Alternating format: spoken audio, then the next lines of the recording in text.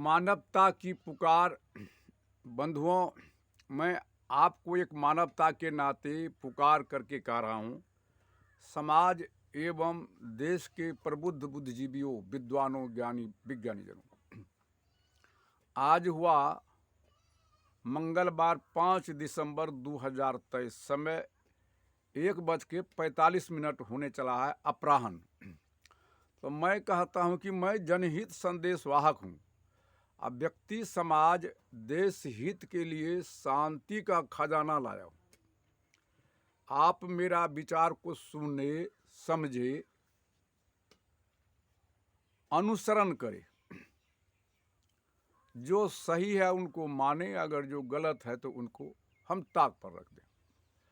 मैं देखता हूँ आज घर घर में सत्संगे होता है, लेकिन सत्संग जिस पल, जिस घड़ी, जिस रोज होगा, समाज में चैन की बांसुरी बजेगी। तो मैं देखता हूँ इस सत्संगी जो हैं, ये मत पंथ जाति धर्म का बहुत बड़ा मद पी लिया है, नशा पिया हुआ है। ये नशा टूटेगा तब न सत्संग होगा। सिद्धांतिक मद पिया है। ये दारू शराब का नशा किसी एक व्यक्ति को पतन करता है, लेकिन मत पंथ जाति धर्म सांप्रदायिकता का जो नशा है, समाज और देश को पतन कर रहा है। ये सिद्धांतिक कुआं में ये लोग घुसा हुआ, जैसे अब बुद्ध का सिद्धांतिक विचार हैं, हजरत साहब का वैचारिक सिद्धांत है, ईसा मूसा का वैचारिक सिद्धांत है, या वेद व्यास का वैचारिक सिद्धांत है, या जितने भी लिखे हैं संत, आचार्य, ऋषि, महर्षि, सबका ये वैचारिक सिद्धांत है। तो सब यह सिद्धांतिक कुआं भी है। इस कुआं में सब फंसा हुआ है। इससे निकलेगा तब न कल्याण होगा। जैसे कुआं का बेंग कुआं से निकलने का प्रयास ही नहीं करते। जब कुआं से निकलेगा नहीं तो बाहर वो क्या देखा, कुआं में घूम। जो जिसको समझ गया तो समझता है कि हमारा महर्षि में ही बाबा जो कहता वही सत्य कहता है।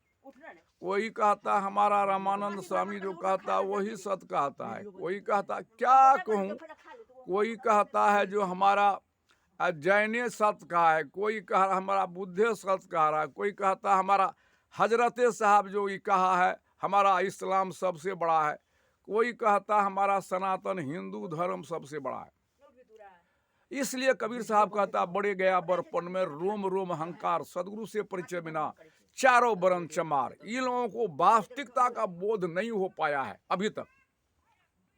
ये सत्संग है क्या, हम क्यों करते हैं सत्संग, इसका मुख्य उद्देश्य क्या है, या जितने भी चंडी जग विष्णु जग करते, इसका मुख्य उद्देश्य है। कोई भी हम काम करते हैं, अदना गाय पालते हैं दूध के स्वार्थ से, खेती करते हैं अन्न उपजेगा, कोई बा बिजनेस करते हैं निर्वाह के बचेगा, तो मुख्य उद्देश्य हमारा जीवन को शांति और मुक्ति कैसे मिले।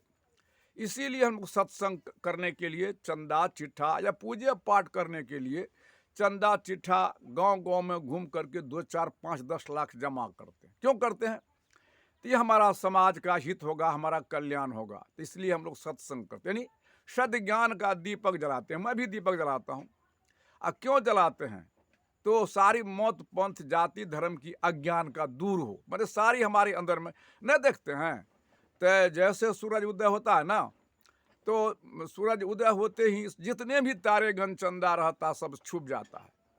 आज जब उदय होता तो चारों ओर घोर अंधियाली छा जाती है। उस घर में तुम लालटेन चिमनी चिराग जलाते हैं। मनुष्य के हृदय में लालटेन चिमनी चिराग जलेगा। मैं चैलेंज करता हूँ, कहना होगा नहीं, तब क्या जलेगा? संतों का ज्ञान। कैसा ज्ञान? जहां ना जाए रवि तहां जाए कवि। तो रवि का अर्थ सूर्य होता है, कवि का अर्थ ज्ञानी होता है। तो जिस अंधकार पर सूर्य का प्रकाश नहीं जाएगा, उस अंधकार पर ज्ञानियों का ज्ञान का प्रकाश जाएगा।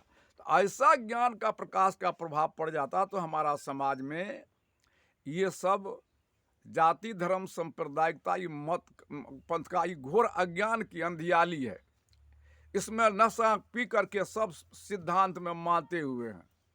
इसीलिए मैं निवेदन करता हूं कि समाज और देश की, मैं जनहित संदेश वाहक हूं, हम किसी भी जाति, किसी भी धर्म, किसी भी सांप्रदायिकता, किसी भी मत पंथ के लोग हों, हम सब जीवन जागृति संत कबीर सद ज्ञान गोष्ठी केंद्र में आवें। अब किसी एक ही एक विषय का अनुसंधान यानी विषय को मथने के लिए, सारा सार का निर्णय करने के लिए वैचारिक क्रांति करे। ओ धरती के विद्वानों, आचार्य, ऋषि, महर्षि, हम आवे किसी एक एक विषय का अनुसंधान करने के लिए, संशोधन करने के लिए, बहस करके, जोरदार बहस करके वैचारिक क्रांति भी करे, जन अदालत में फैसला करे, जो सर्वमान हो उस विषय का कार्य का रूप दे, तब हमारा समाज में शांति की स्थापना होगी। नहीं तो कितनों रट धर्म गुरु बिजनेस कर रहा है। सब मैं प्रमाणित करता हूँ, सबसे बड़ा जुल्म ये धर्म गुरु कर रहा है समाज में और देश में जुल्म का कारण। मैं जो अनुसंधान किया, संशोधन किया, मैं जन जन के शरण, मानव विकास, जीवन दीप के भूमि पहुँच कर देख रहे हैं ना, बैनर लगी है, कहता हूँ इस समाज और देश में जुल्म का कारण ही है अशिक्षा। और ये धर्म गुरु और प्रशासन में न्यायिक व्यवस्था सुदृढ़ नहीं, आंशिक है, बादनग्न है। और माता पिता घर घर में बच्चे को पोस पाल के, पढ़ा लिखा के, शादीशुदा करके सारा संपत्ति का अधिकार बना देता है। और माँ बाप का सेवा आंशिक होता, आंसू भर भर के रह जाता है। जबकि सब कोई चैलेंज करता हूँ, कौन सुनेगा? मालूम पड़ता आज वीर विहीन हो गया है धरती, विद्वानों से, विवेकियों से। सब कोई माँ बाप से पैदा लिया है, चाहे जैन हो, बुद्ध हो, ईसा हो, मूसा हो, हजरत हो, व्यास हो, वशिष्ठ हो, सब कोई माँ बाप से जन्म लिया है। और सबका शरीर प्रत्यक्ष नहीं देखते हैं, जन्म लिया इसी माँ के वसुंधरा के गोद में सो गया है। और वहाँ बनाने में कुदरत को बाले बाल भूल नहीं हुआ। कैसा वह कुदरत है? धनगो सुतिहार मंदिर निर्मायु, टेर घोंच घन कोरा लगायो, जिस पर विज्ञान अणु परमाणु, इलेक्ट्रॉन प्रोटॉन अल्फा बीटा कहाँ कहाँ पहुँच गया, परंतु विजय नहीं पाया। गर्भ से निकलता है तो कोई शिखा टिक रखता है, कोई सुन्नत खतना करता है, कोई कृपान लगाता, कोई क्रूस बांधता है। तो मैं पूछता हूँ समस्त भू स्तर के प्रबुद्ध बुद्धिजीवियों को, जो जनमानस का मानसिक सोच बिगड़ा हुआ कि सुधरा हुआ है, आपको कहना होगा कि जनमानसिक सोच बिगड़ा किसका देन है? धर्म गुरु का देन है। कुदरत से भूल तो नहीं हो गई थी जो हम सिखाटिक बना के सब लूट तोराटिक बनने के लिए, खतना करे के लिए? किसका देना? धर्म गुरु का।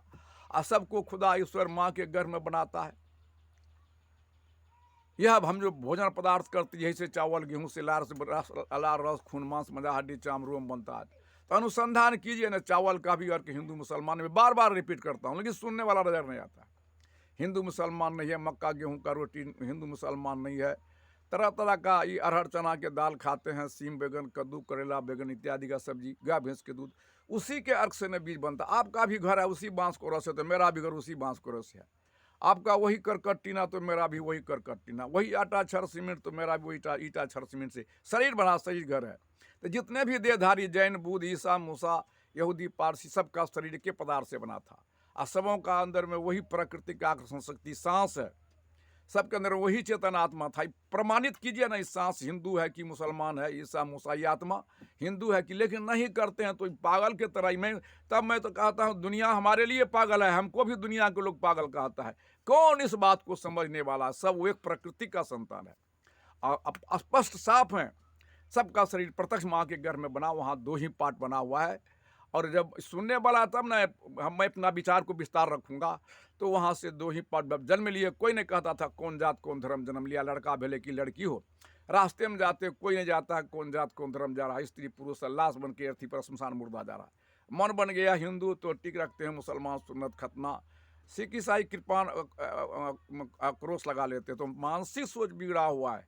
जब हम जन्म लेते तो कोई नहीं कहता है कौन जात जन्म लिया है, वो हिंदू भले कि मुसलमान यादव मंडल, लड़का लड़की जन्म मिला। रास्ते में जाते कोई नहीं पूछता है कौन जात कौन धर्म जा रहा है। स्त्री पुरुष जा रहा है, लाश बन के अर्थी पर शमशान मुर्दा जा रहा है। तो मन हम लोगों का बन गया हिंदू टिक रख लिए, मुसलमान खतना। ये किसका देन है? पकड़िए धर्म गुरु को, बुलाइए एक मंच पर, अनुसंधान कीजिए, संशोधन यदि सही ठहर जाए, ये तो सबसे बड़ा अनुसंधान संशोधन करेंगे। जितनी छायावादी गुरु है सब, जैसे सूरज उदय होता है ना तो कोना कोना की अंधियाली तारे हम सब छूट जाते हैं, सभी छायावत, सारे अज्ञान दूर हो जाएगा, समाज में चैन की बांसुरी बजेगी। मैं अपना विषय को बिहरत नहीं ले जाऊंगा।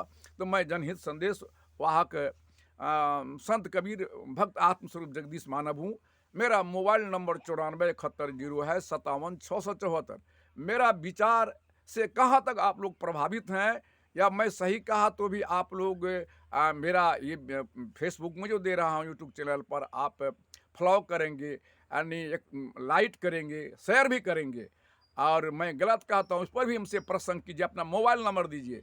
अपना मेरा मोबाइल नंबर है 94 71 0 57 674। इसलिए मैं जनहित हूँ, या जब तक इसका कार्यकारक रूप नहीं देंगे तो पूरब का सूरज पश्चिम उदय हो जाए, पश्चिम का पूरब, लेकिन हमारा कल्याण नहीं होगा। इन्हीं शब्दों के साथ मैं तमाम श्रोता बंधुओं को, समाज के प्रबुद्ध बुद्धिजीवियों को निवेदन करता हूँ, बंदगी करता हूँ, चरण चूमता हूँ। आप तमाम बंधुओं से मेरा सादर प्रणाम है। अपने वाणी को मैं विराम देता हूँ।